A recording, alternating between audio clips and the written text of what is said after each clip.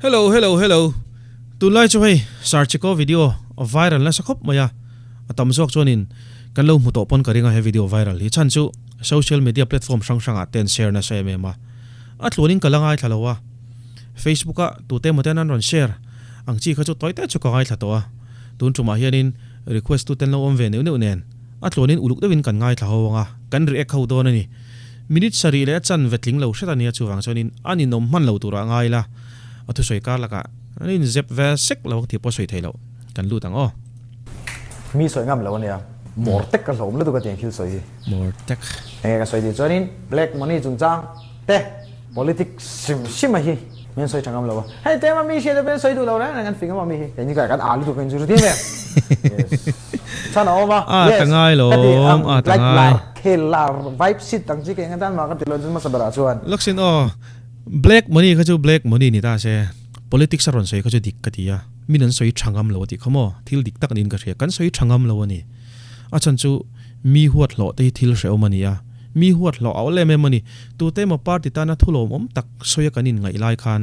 tu te ma party tan chuanin mail ma kan chang theini chuwang chonin soi thathi angam om lo reng ani David Sailo kan soi teng David Sailo a tangkhana chiang katia achan chu MNF sarkar lai khan trama sani chu thil dik lo nia hriat te kha aron ziak na sani hoisen tak khan aron ziaka MNF sarkar tan kha chonin anok sak ang ti kha rin theini mar chu party dang jong ZPM te Congress te BJP te neutral te pokan niang tan kha chuanin hero ni top mai ni David Sailo kha amaro chu sarkar nai thla ka tun hin ZPM an sarkar ta pu David Sailo wadin mun kan shrek soi ta mangai lo ruling tan nok sak ma amaro chu amha nok sak ti tu te khanin an hero vele thung to ni tu na hian khatiang vel khani chu wang chonin politics han soi chiam hi angam om lova tangai kawan thlop chiko angai nom do ne kan kal zelang tangai tangai kan juru ti me yes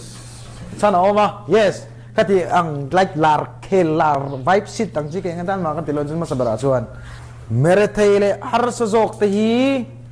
kai chua du na tak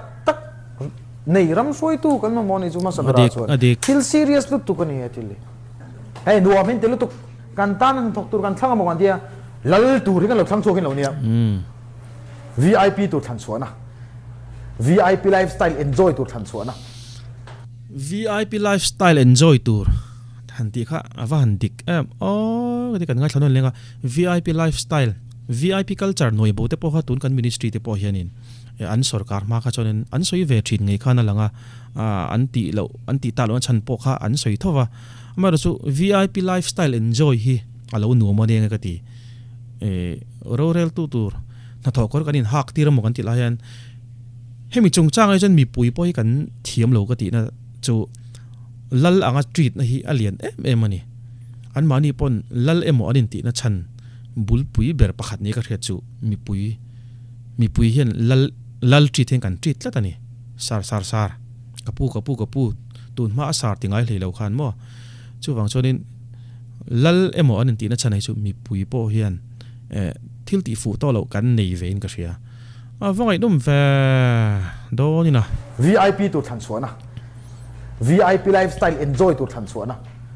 so I hate that thing kan nail to kai ting mo chuwang chuanin yes ZPM hi an tali ani ngai chuan tu mai kan vote pe to lo ka thei to ping amu fangai pon communist socialist party kan din avan dik sar chiko ngai dan ang nei hi thalai tam tak kanom karinga kan soi mai menga ai PC hun lai PC sarkar lai kan se phak chi lowa maro chu MNF sarkar lai te Congress sarkar lai te chu kan thre chianga anin sarkar chok khanin omani an sarkar chok in thil thalo tak te po athleng ve ang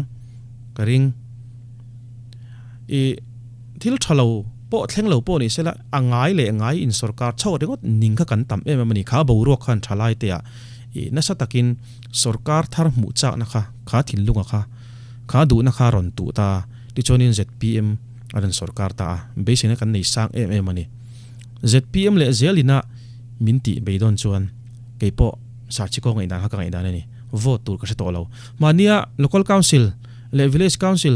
in thlan de kha dik tak chon vote thak chak na ka nei lo ra reng mai ni mo ke mang hin tam ve thau ka ring sarchiko mel te ka ngai to a sei a ti tak a thin rim in so ta in so khom ron puak chok ani bering ka thia minute khat le ka ni ki a ngai nam do ne kal zela ka sei pe ni nu zat na san ka thalawa no inga tingin nu zat India ram literacy sana berju Kerala ni Kerala state a communist party sarkar eng tin yin mu ko ti ei kasalo eng tin ye tin min lo brainwash fake na sani kasalo cheer ngai lo tok me or like ami kamak in salo nge communist is on Hitler mi lang to me ngam sia khatlam pang ha kan ti lo communism min soi tumber le socialism min soi tumber se tuk tlana thila ni kan soi ni a chan chu ami zo em san ka shlang che mi zo thua nge om sem dam able thi ani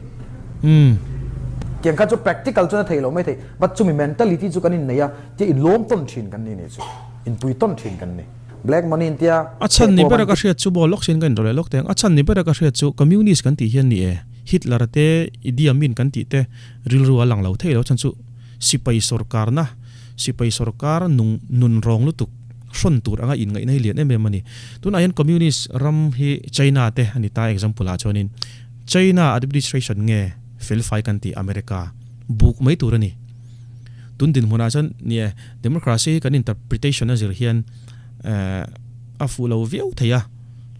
kan soi solang ti te a loma kan sil fi dan kan soi fi dan a zir khanin adang lam ve view thei pun karinga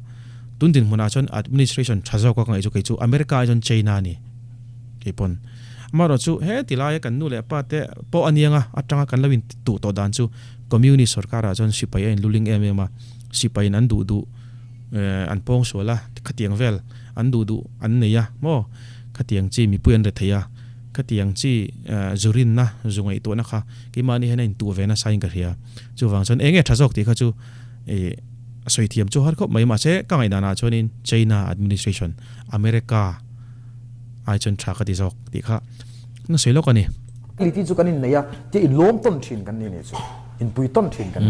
black money in tia khe po man tia enge mon an thil chu bank ka poisa da vak hi thil ti chi ni lo bank in nong call changan chui meng ka ri chu ani chona poisa da ngam lawa khe shama ngai ni mang chok pur me o capital an business ran lian tak khau ran don lang kan thei lo bang kai ni jona capital sound a khar son tok mai te ni yes kas nakina kan sarkar be huna gapning gan la soi chok mulungai so ka thate lo an la chui chu ri no cái chút concentration game mà xem mà ăn thục chặt chắc central dây là ăn sống con sồm nó đâu đấy này no có tiền thế có cái renovate phải không tí lang cho người chú nó ăn thục túi này ăn này túi ăn thục chuộc túi này nùa mình từ có cái khó sặc cuốn nó mình túi này lâu đấy này hard labor ăn thì túi ăn thì like hard labor tay bằng chi cả cái tay em bằng chi cái tí lâu cái này ur là bằng luôn ai số yes thiếu thì sual hiện in xem ăn thì túi này ok tôi cho escape chặt này chung ho chu VIP kan ngai ten ni voi ni engem mo function am sengin oh chief guest thu sai turin ai an mel ka mu cham ka lu kan ti suak suman ne ya an sum nei na chuan sum lom hawa bo ka tho na chu zaum na keng tel thila sum lom ho thin lunga ro pui du ho thin lunga ai jan za em politician wen tlon sia ka sia ka sithil sia chien in ju ka soi nunan te shom ani yo nunan te shom je ju ka soi chu a sensitive via wa maro chu soi chak ka ni chu chu tiang thila lo thlen theina role play lian mai ni ka thre chu association le organization kan ti te hi ania kaloin mang to thena kai pon ka chiang ani chu achan chu enge mo hoi hot kan du a assembly emo sport emo enge mo tournament ani emo eng po ti do ni la kan poisa nei sa re ko ta ti kha lo ngam om lova sponsorship te kan zona lo ngai ta chu ta kan target ber chu politician te an ni fo thin ani politician te in thlan kum te lo ni lo chonin an kuta zum tlang puya politician te kan beidon chuan kan tlan le na chu tu te kan ti chuan mi ho sa ani kan tlan le chat ni chu ta tak chuan association le organization hian role kan play le ning ka ria mo kholiana kan mang han ti te adik lutuk khimo like non on van cha kom ve sar chiko en tlon sia ka sia ka thil sia chian in ju ka soi nunan te shom ani o nunan te shom je ju ka soi chu ठीक है इन मुनन ले रमा पै नुन ति सोम न थमani an le na salatuk tilaya katiang chi black money mo khe pom ti hawin in mun le hi foklen pay so so mol mol en le ni chuan te kan ti le he ta khan da le tho tu man kan social ngam lo wa e si te ka chori ne nge le tu nge du lo wa we don tu chul no ngam doi kan da barman song an da man pur tap thai me le ka til le ka thi mai ne ka ti tin yang mentality chu kan thalai ten tu don ne kina chun an tu mek reng ang karing an ot velo tu nge thein on reng pe yang an nuam tu nuam an tiang hi an nuam ti piang kan ngai sa le tho sia yes na kina chun mo drugs dealer hin la tam don tu kheng ka sia a chan chu tiek ang loksin an la tam don na tia ei kan thempa pakathian asoya aming chu ka soilo nga an tam to zia hi asoi ni voinia khiti level champa ya mo khoi la ya mo a an man thlak anon ti chu choi yang chi dam doi an man sakte hi chu an thom no te en reng hen mo an mel en reng hen dam doi nei tu ani lowanga ti hi arin the ni heng hi chu transporter mai ani an ti ani a tak tangai ka shelowa transporter mai ani anei tu tak te chu hetami hi mainland mi hi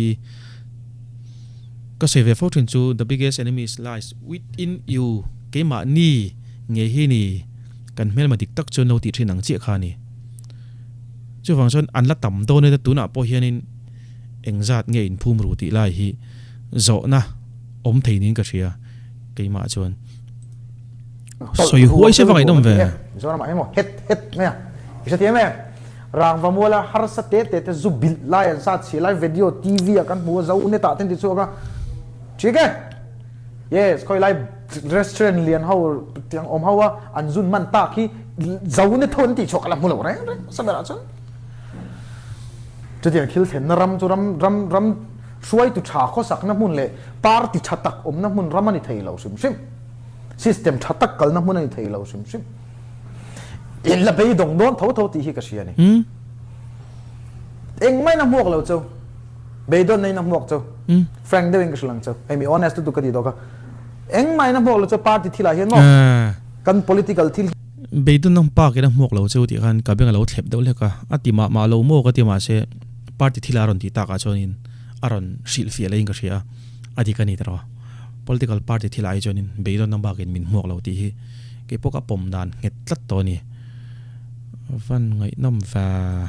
na mok chu frank de english lang chu I mean honest tu ka di do ka eng mai na mok lo chu party thila hian mo kan political thil hian eng ma future ro pui tak anei lo beidon na china mok don chu iron thang lian nga nain zong nga beidon na bok okay political thil involved sal tu kan itin chinga beidon na bok bi pakhat eng ma he tang nilo ka political party man na wangi mo melchi tan nei thata wangi he ta om lug ki mo ngai ti thei vur vuri muwa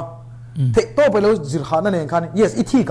kha ka dem reng lo thi ko malom ठीक है मी इन spotlight and pack लेवे kan yang ठीक ko malong yes ke thi kan yo ting hawi paisa din lak sak ni ka du ni yes ka thi kan ni ka ju an corrupt to in sak sak lian to in an pian thar da ya ta fa ta kan puthale ve ka avan dik o pulol ming chunga jong te khanin ka sia a soi ka sia teng chu he hawi kan hs tu ra ni ti khamo ka ngai kho mai pul ming chunga jong te hi ka ui tak ka setani ka ril ron lang jok pul ming chunga jong te khan kan hoisan ngoro at lo na soi chu anal lo wange tia kan hs tu ra ni te kha ti veling ka sia kan ngai sang tu ra ni lo henga wi ron ti kha dik che ni achan chu an pu te an pa ten pate ten pute te eiru mo an ni na aparan lo tlan an eiru ti pon siat lo anin ti thei pui an chapo pui hi angei omani an mu hian mo ka thik lo ma se ka jen ka huwa hang wi an chapo puya e khotlanga le ko sana te poni nga poisa te an tho ne ma khatia contribution an nga chonin mu si tak tak mo en tleu tak tak ken lo harani nge heng hi kan khovel chiat to zia ta lang tu te po ani thein ka sia ki chu ana se lang tiếng không đi पैसा thì lạc sang này cái tụ này cái chi cái này cái chứ anh corrupt cho in sắc sắc liền tu in anh tiếng thật đấy à Mel phản ứng một lần đấy sao chỉ có Mel kia lâu Mel là gì nè thật đấy à tiếng thật đấy à phản ứng một lần đấy à bro tiếng tây cái chỗ cái này thấu à core lu tụ cái gì lem lu tụ tiền thật nó mang máy cũ năng gì hay thế mà cậu thằng máy liền năng gì mang đi bây giờ thắc hay để bôi trở lại ngàn số thiêm về vết yes tiền nó tỷ thủ khăn lắm khăn tỷ về phốt tăng à cho này cái nào tiền thar cái vòng à tỷ thủ hiện lâu nghề yang lâu ngày rồi anh nghề yang po nilawan nual to à dik tak chon himi chung chang a hianin cậu san po hi kan ti dik lo in ka ria a chan chu tang ka sum mai na hi swal tin reng bulania tang ka sum boy han kan tluk tak awang te po hi ni thei mai thei a chan chu a pian thale thalo po kan riat lo tharau thiang lim atia pian thal dik tak chang ni po kan riat lo tharau bo vein nei ni po kan riat lo te tholo man tho tam chone mo activity non nei tha chone mo din hun sang han lo hi a har salo ni nan soya thil tak tak ani po garing hei chu wang chonin ko ran kha a kora mai kora khanan mang lo thei lo ni helai chu tu te pon adik kan te vekin karing amaro chu alo dang tu emo engti kan danang han ti lai taka hi har salai ania mi ka piang thar tia ka sim tolom tia aron pek na chon kan nol ngot thiang lo amaro chu tharau pathiana tanga kan don tharau mit minna kha ko ran soi tu te hinan mom ore ngani kan mi da lo war chon khang thil te kha pathianin a thlia sang zung thei turin fin na po a penge yang ti karing ani amaro chu middle roi chon khor khuru matla ti zong kha kan din mun kan di na ani zauta emmoni o ti thei ning ka ria tun din mun a chon mo observe vereng kan mu vereng thilom je kan thiam ve vek sumi thil chelu duk thil thang chu amani chu nga dinga shem lo nan chu try drugs zuar something and detro an thalak nen chantin bua zong an chu tira corruption play au hi mo mark san vua mark sai phel ti ro se te ko tak chak deu do ron phei ro thimin mu tir thini chu tisu man bet ula kor te phel sak ula kan thalak sak ro ai ka du dan bit like khop lai te vei tir se ta hin te me ti lo te chon ni ne kan dam ti chetu ber lom okay hey koi lai drugs pakhat wa zuari chu problem ani lo na chung ko pakhat che ba ti boy